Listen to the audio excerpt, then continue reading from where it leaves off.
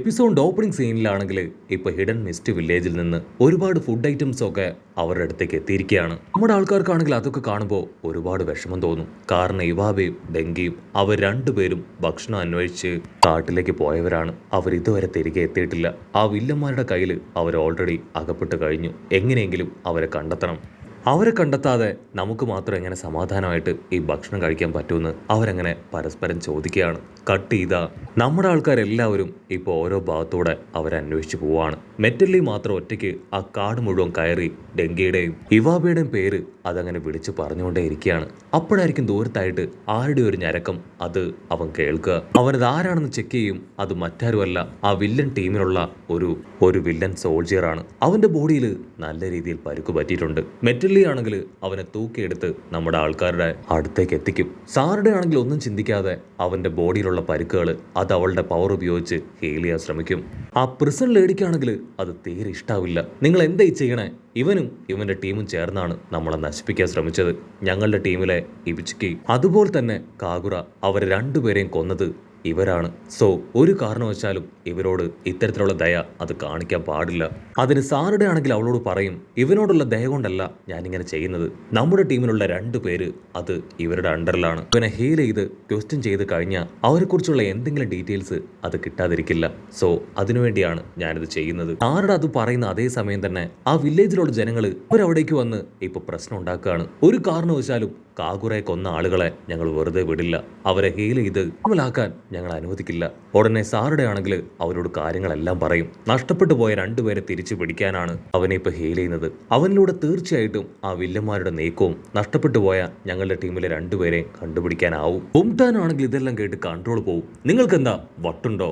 അവരെ 2 പേരെയും തീർച്ചയായിട്ടും ആ വില്ലന്മാര് അവർ കൊന്നു കളഞ്ഞിട്ടുണ്ടാവും. ഞങ്ങളുടെ ടീമിലുള്ള 2 പേരെ ഞങ്ങൾക്ക് നഷ്ടമായി. സോ തീർച്ചയായിട്ടും ഞങ്ങൾ റിവെഞ്ച് ചെയ്യും. അതിന് ബൊറൂട്ടോ പറയും, കാഗുറയെ കൊന്നവനെ നമ്മൾ ഓൾറെഡി കൊന്നു കളഞ്ഞു. തീർച്ചയായിട്ടും ബാക്കിയുള്ളവരെയും നമ്മൾ വെറുതെ വിടാൻ പോകുന്നില്ല. പക്ഷെ ബുംടാനാണെങ്കിൽ അതൊന്നും കേൾക്കാതെ അങ്ങനെ പുറംതിരിഞ്ഞ് നിൽക്കുകയാണ്. സാറിന് അവളോട് റിക്വസ്റ്റ് ചെയ്യും, പ്ലീസ് ഒരേ ഒരു തവണ മാത്രം ഞങ്ങൾക്കൊരു അവസരം കൂടെ തരണം. നാളെ ഒരു ദിവസം കൂടെ നമുക്ക് വെയിറ്റ് ചെയ്യാം. അതിനിടയിൽ എന്തെങ്കിലും ഒന്ന് നടക്കാതിരിക്കില്ല.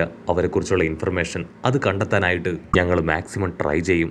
നാളെ കൂടെ ഞങ്ങൾക്കത് കഴിഞ്ഞിട്ടില്ല എങ്കിൽ തീർച്ചയായിട്ടും ഞങ്ങൾ ഇവിടം വിട്ടു പോകും. പിന്നെ നിങ്ങളുടെ ഇഷ്ടത്തിന് നിങ്ങൾക്ക് എന്ത് വേണമെങ്കിലും ചെയ്യാം. അത് കേട്ട് ബൊംടാനാണെങ്കിൽ അത് ആക്സെപ്റ്റ് ചെയ്യും. ബൊറൂട്ടോ ആണെങ്കിൽ ഒരുപാട് വിഷമത്തിൽ അവരുടെ കല്ലറയുടെ അടുത്തേക്ക് വരികയാണ്. ഉടനെ സാറുടെയും അവനെ ഫോളോ ചെയ്ത് അവന്റെ അടുത്തേക്ക് വരും. ബൊറൂട്ടോ സാറുടെയോട് പറയും, നമുക്കിവരെ 2 പേരെയും പ്രൊട്ടക്ട് ചെയ്യാനായിട്ട് കഴിഞ്ഞില്ല. ആക്ച്വലി ഞാനൊരു ബിഗ് ഫെയിലിയർ ആണ്.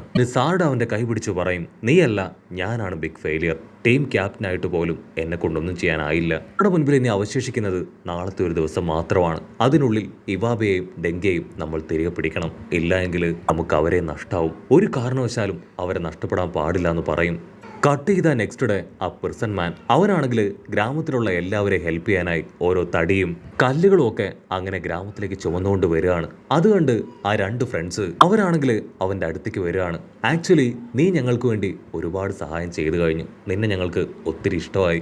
ഞങ്ങളുടെ കാഗുറയുടെ ഫ്രണ്ടല്ലേ? നിനക്ക് വിരോധമില്ലെങ്കിൽ കാഗുറയ്ക്ക് പകരമായിട്ട് നിനക്ക് ഞങ്ങളോടൊപ്പം നിന്നൂടെ? ഞങ്ങൾക്ക് ഈ ഗ്രാമത്തിൽ ഒരു ഷിനോബിയുടെ സഹായം അത് അത്യാവശ്യമാണെന്ന് പറയും. അത് കേൾക്കുമ്പോൾ അവനും ഒരുപാട് വിഷമം തോന്നുകയാണ്. അല്പസമയം കഴിഞ്ഞ ബുംടാനും പെർസൺ മാനും അവർ 2 പേരും കല്ലറകൾക്കരികിലേക്ക് വരികയാണ്. അവർ 2 പേരും ചേർന്ന് ഇപ്പൊ അവിടെ വെച്ച് പ്രതിജ്ഞ എടുക്കും. തീർച്ചയായിട്ടും നിങ്ങളുടെ മരണത്തിന് കാരണക്കാരായവരെ ഞങ്ങൾ വെറുതെ വിടില്ല. നാളെ തന്നെ മിസ്റ്റ് വില്ലേജിലേക്ക് പോയി ഞങ്ങൾ അവരോടൊപ്പം ആ യുദ്ധത്തിൽ പങ്കെടുക്കുമെന്ന് പറയും. അതേസമയം ഇവിടെ മെറ്റല്ലി അവനാണെങ്കിൽ ഭക്ഷണവും വെള്ളവും ഒന്നും കഴിക്കാതെ ആ കാട് മുഴുവൻ കയറി ഇറങ്ങി ഡെങ്കിയുടെയും ഇവാബയുടെയും പേര് വിളിക്കും. അവൻ ഒരുപാട് സമയം അവരെ അന്വേഷിച്ചിട്ടും കണ്ടെത്താനാവാതെ തളർന്ന് അങ്ങനെ ഇരുന്ന് കരയാണ്.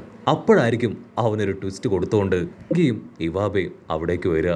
അവരെ കാണേണ്ട താമസം അവൻ ഓടി വന്ന് അവരെ ഹഗ് ചെയ്യും. അവരുടെ തൊട്ടു പിന്നാലെ ടീമും അവിടേക്ക് എത്തുകയാണ്. അതിനുശേഷം അവരെല്ലാവരുമായിട്ട് നമ്മുടെ ആൾക്കാർ തിരികെ എത്തും. അവരെല്ലാവരും ഇപ്പൊ തിരികെ എത്തി ഹാപ്പി ആയിട്ട് ഫുഡ് കഴിക്കുകയാണ്. അതിനുശേഷം നടന്ന കാര്യങ്ങൾ ഡെങ്കി ഇവാബയും ഡീറ്റെയിൽ ആയിട്ട് പറയും.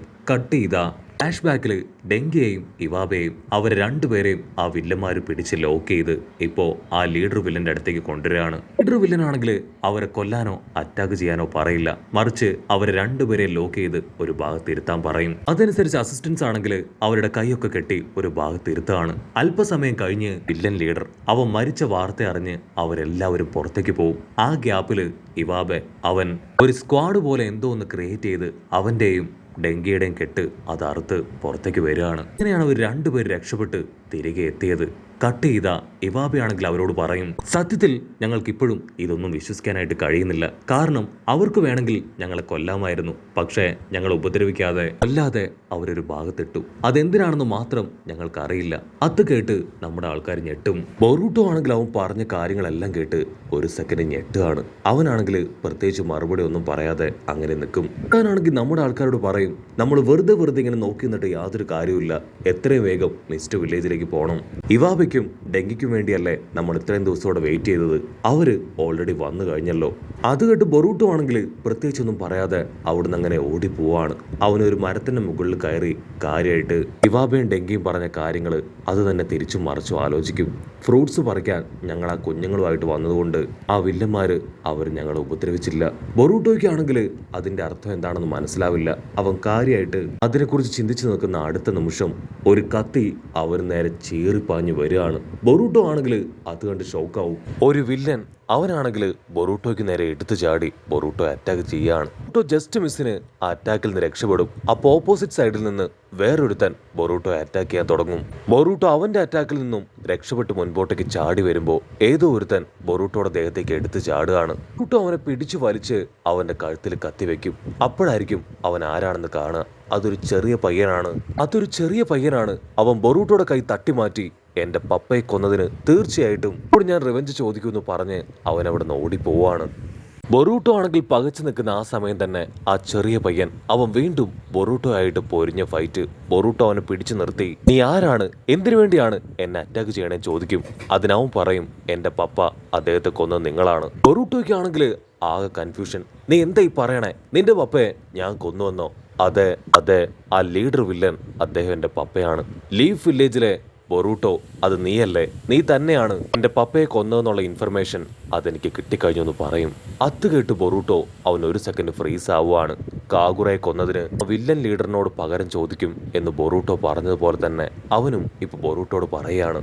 അവനത് പറയുന്ന അതേ സമയം ഇപ്പൊ സാറഡ അവൾ അവിടേക്ക് വന്ന് അവന്റെ കൂടെ ഉണ്ടായിരുന്ന വില്ലനെ അവളുടെ ഫയർ സ്റ്റൈൽ പവർ വെച്ച് അറ്റാക്ക് ചെയ്യും.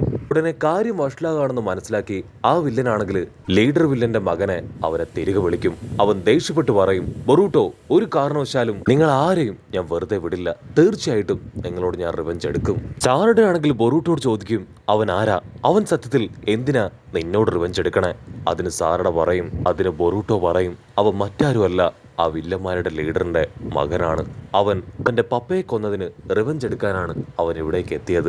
അടുത്ത നിമിഷം കൊവാക്കിയും മീറ്റ്സുകയും അവരും അവിടേക്ക് എത്തും. ആരുടെയും ബൊറൂട്ടോയും നടന്ന കാര്യങ്ങളെല്ലാം പറഞ്ഞ് അവരിപ്പോ തിരികെ പോവാണ്. ബൊറൂട്ടോയ്ക്കാണെങ്കിൽ നല്ല കുറ്റബോധം. കൊവാക്കി ആണെങ്കിൽ ബൊറൂട്ടോട് പറയും, നീ വെറുതെ അവരെക്കുറിച്ച് ഓർത്ത് ഇങ്ങനെ ടെൻഷൻ ആവേണ്ട കാര്യമില്ല. അവൻ നമ്മളുടെ ടീമിലുള്ള 2 പേരെയാണ് കൊന്നത്, അതിന് പകരമായിട്ട് നമ്മൾ അവനെ കൊന്നു. ഉടനെ ബൊറൂട്ടോ ആണെങ്കിൽ ഒരുപാട് സാഡായിട്ട്, അത്രയും ചെറിയ മകന്റെ പപ്പയാണ് നമ്മൾ ഇല്ലാതാക്കിയത്. നമുക്ക് എന്ത് വികാരം തോന്നിയോ അതേ വികാരം അത് തന്നെയാണ് ഇപ്പൊ അവനും ഉള്ളത്. എനിക്കവനെ കുറ്റം പറയാനായിട്ട് തോന്നുന്നില്ല. ബൊറൂട്ടോയും ടീമും ഇപ്പൊ സ്ട്രെയിറ്റ് ആയിട്ട് അവർ പിടിച്ചു വെച്ച ആ വില്ലന്റെ അടുത്തേക്ക് വരികയാണ്. അവിടെയാണെങ്കിൽ ബുംടാനും ടീമും ആ വില്ലേജിലുള്ള ആൾക്കാരും അവനെ റൗണ്ട് ചെയ്ത് നിൽക്കുകയാണ്. അവരോട് ചോദിക്കും, നിങ്ങൾ എന്തിനാ ഇവിടെ ഇങ്ങനെ കൂടെ നിൽക്കണേ? അതിന് ബുംടാൻ പറയും, ഇവനെ തല്ലിക്കൊന്ന് രഹസ്യങ്ങളെല്ലാം മനസ്സിലാക്കിയെടുക്കണം, അതിനാണ് ഞങ്ങൾ ഇവിടേക്ക് വന്നത്. അതിന് ബൊറൂട്ടോ പറയും, തല്ലുന്നതിനും കൊല്ലുന്നതിനും മുൻപ് നിങ്ങൾ ചില കാര്യങ്ങൾ അറിയണം. ആ വില്ലൻ ലീഡറിന്റെ മകൻ അവൻ എന്നെ കൊല്ലാൻ ശ്രമിച്ചു. കാഗുറയെ കൊന്നതിന് നമ്മൾ എങ്ങനെ അവനോട് റിവെഞ്ച് എടുത്തോ അതുപോലെ തന്നെയാണ് ആ പയ്യൻ അവന്റെ അച്ഛൻ മരിച്ചതിൽ നമ്മളോട് റിവെഞ്ച് എടുക്കാൻ ശ്രമിച്ചുകൊണ്ടേയിരിക്കുന്നത്. ഇതിങ്ങനെ മുൻപോട്ടേക്ക് പോവുകയാണെങ്കിൽ കാലം മുഴുവനും ഇതൊരു വെറുപ്പായിട്ട് അങ്ങോട്ടേക്കും ഇങ്ങോട്ടേക്കും യുദ്ധം ചെയ്തുകൊണ്ടേയിരിക്കും. സോ ഇതിന് ഒരു എൻഡ് കണ്ടെത്തണം. ബുംടാനാണെങ്കിൽ തീർത്തു പറയും, ഇതിനുള്ള എൻഡ് അത് മറ്റൊന്നുമല്ല, ആ പയ്യനെ അവനെയും കൂടെ കണ്ടെത്തി കൊന്നുകളയുക. അതാണ് ഇതിനുള്ള എൻഡ്. പക്ഷെ ബൊറൂട്ടോ ആണെങ്കിൽ വീണ്ടും വീണ്ടും അവരെ കൺവിൻസ് ചെയ്യാനായിട്ട് ശ്രമിക്കും. നമുക്കിത് എങ്ങനെയെങ്കിലും സ്റ്റോപ്പ് ചെയ്തേ പറ്റൂ. വീണ്ടും നമ്മൾ വാർ നടത്തിയാൽ നിരപരാധികളായിട്ടുള്ള ഒരുപാട് പേര് മരണപ്പെടും. അത് കേട്ട് ആ വില്ലൻ ചിരിക്കുകയാണ്. ഇനി എന്തൊക്കെ ചെയ്തിട്ടും യാതൊരു കാര്യവുമില്ല. ഞങ്ങളുടെ ക്ലാനിലെ ആയിട്ടുള്ള ഫാദർ വില്ലനും അദ്ദേഹത്തിന്റെ മകനും അവർ രണ്ടുപേരും കളത്തിലിറങ്ങിക്കഴിഞ്ഞു. ഇനി അവരുടെ യുദ്ധമാണ്. നിങ്ങൾ യുദ്ധത്തിൽ നിന്ന് പിന്മാറിയാലും അവർ നിങ്ങളെ വെറുതെ വിടില്ല എന്ന് പറയും. അത് കേട്ട് ബൊറൂട്ടോ അവൻ ഞെട്ടുന്നതോട് കൂടെ ഈ ഒരു എപ്പിസോഡും അവസാനിക്കുന്നു.